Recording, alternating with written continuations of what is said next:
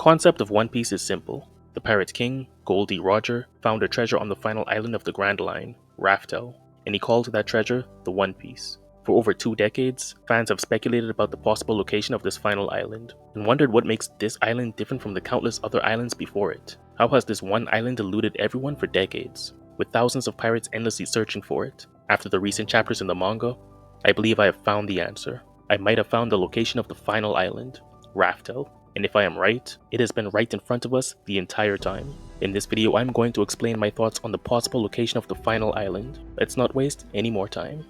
In One Piece chapter 1115, Dr. Vegapunk stated that the islands of the One Piece world today are the remnants of the ancient world before it was submerged. Using what we learned during the Oden flashback, what we know about the country of Wano, as well as Dr. Vegapunk's big reveal about the world, by tying these together, I believe I have narrowed down the location of the final island and understand why pirates can never find it. I believe that Raftel is inside the Red Line itself. So right now you're thinking, how would that even work? And how did I get to that conclusion? When we look at the country of Wano, we see that the current Wano country is built on top of the previous Wano country, and that the previous Wano country is now underwater. If we looked past Wano itself, and applied that same concept to the broader world of One Piece, the Red Line is the most natural parallel. The borders of Wano are an unnatural barrier that separated Wano from the rest of the world, just as the Red Line is an unnatural barrier that separates the people of the One Piece world. Just as the current Wano is above the previous Wano within its borders, I believe that Raftel is above the ancient kingdom, housed within the borders of the Red Line. The borders of Wano are not natural. It was made by someone or some people, a person or people who are not affiliated with the world government. We know this because even to this day, Wano is still isolated from the rest of the world, and not protected by or affiliated with the world government.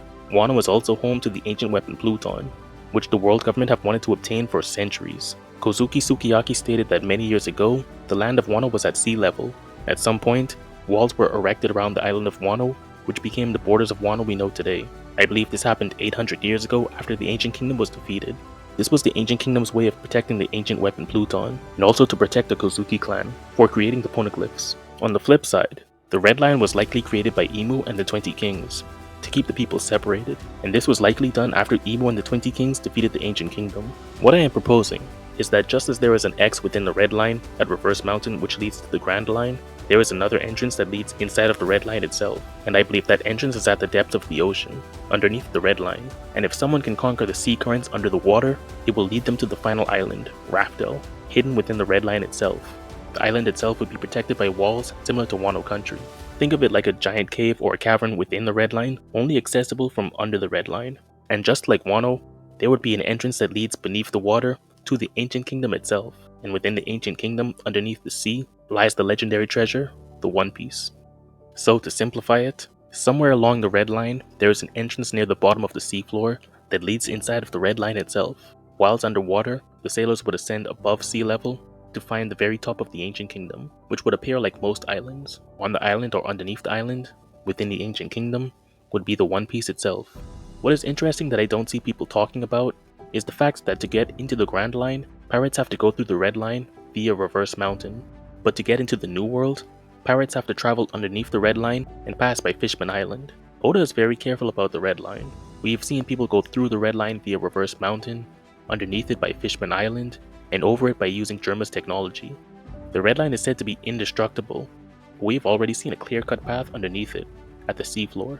All I am suggesting is that there could be another path somewhere along the Red Line that we don't know about, a path that leads into the Red Line itself. But how would the island have even gotten there in the first place? If it wasn't there to begin with everything we have seen in One Piece so far, being able to move an island is likely possible. In fact, this is not the first time we have seen an island being moved. Half of the island of Jaya was sent up into the sky via the knock-up stream. This might not have been the first case of an island being moved in the story.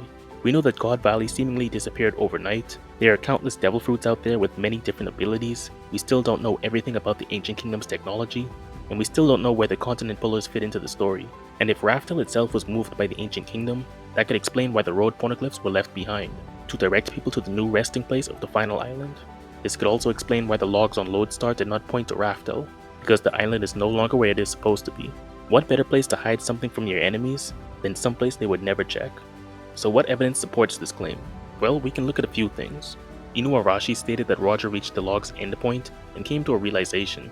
and from that realization he started his journey again. In the Odin flashback, Roger later confirmed this, stating that he went across the entire Grand Line and reached Lodestar, but the logs did not point to the next destination, and he was convinced there was another island he did not reach. Croker stated that the islands of the Grand Line have magnetic fields that connect them to one another, and Roger stated that when he reached Lodestar, the logs could not direct him to the next destination. This makes sense if the final island is having its magnetic fields disrupted by the Red Line. If the final island is within the Red Line itself, it would be impossible for the logs to point in any specific direction, considering that the Red Line extends across the entire world, making this the one island the logs can never point to.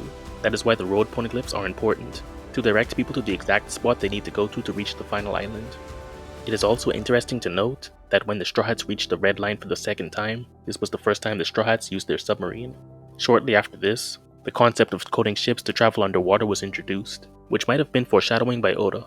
The depths of the ocean itself have been widely underexplored throughout One Piece. The only time ships travel underwater is to reach Fishman Island, or in special situations such as Marineford. We now know that there is an entire civilization submerged under the ocean, meaning there are a lot of unexplored areas in the One Piece world.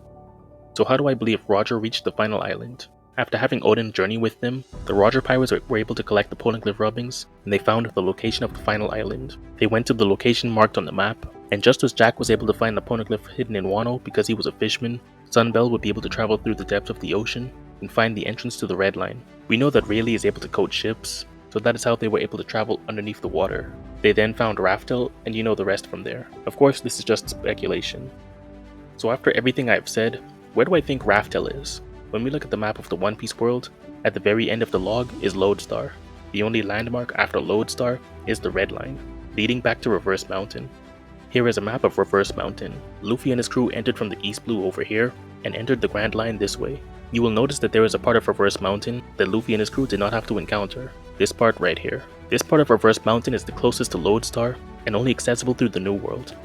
As I said earlier, I believe Raftel is within the Red Line itself, and that the logs could not point to it due to the Red Line's magnetic field interference, making Raftel here, only accessible through an underwater passage. Luffy stated in chapter 490 that when he encounters the Red Line again, he will be the king of the pirates. For that to be true, he has to find the One Piece first. Symbolically, this makes sense, as Luffy would have finished his lap around the world and completed his dream of becoming Pirate King. Being this close to Reverse Mountain, it would naturally lead to the promised reunion with Laboon. The only other option for this theory is for Raftel to be situated on the opposite side of the world, within the Red Line at sea level, above Fishman Island and underneath the Holy Land. But this one seems a bit too on the nose for me, and I don't see Imo and the Gorosei not noticing the island directly beneath them. Now to address some concerns people might have, such as, wouldn't it be pitch black if it was within the Red Line? The Red Line extends up into the clouds. It is very possible that there are a few gaps within the rock where light can enter. There could also be remnants of the technology of the Ancient Kingdom to provide light. How was the island not destroyed by the creation of the Red Line itself? If this theory is true, the Ancient Kingdom would do everything in their power to defend the island, so that the knowledge of the Void Century would be known by the future generations, as well as to protect the One Piece itself. I believe that the Ancient Kingdom created the borders of Wano, so it would make sense that they would do the same to protect the most important island of them all. Wouldn't some fishmen have found the island by now? Whilst fishmen would be able to reach the island if this is true, there are many storms within the Grand Line, as well as Sea Kings.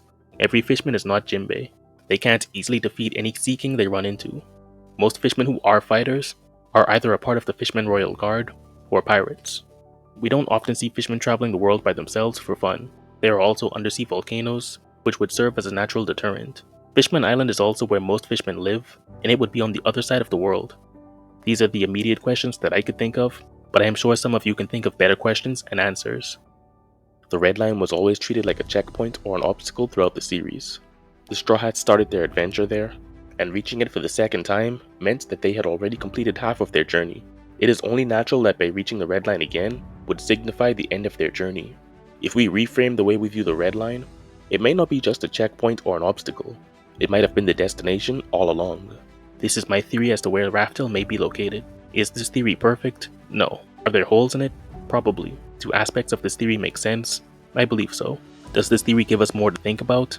Yes. If this theory is true, Oda has hidden the final island right in front of us for over 2 decades. Just like the pirates in the story, us fans are looking for an island, and ignoring the biggest landmass in the world, the Red Line itself. I think this theory makes sense, but this is just my opinion, and you can let me know yours in the comments. I am fully prepared for Oda to prove me wrong, and partially prepared for people to rip this theory apart.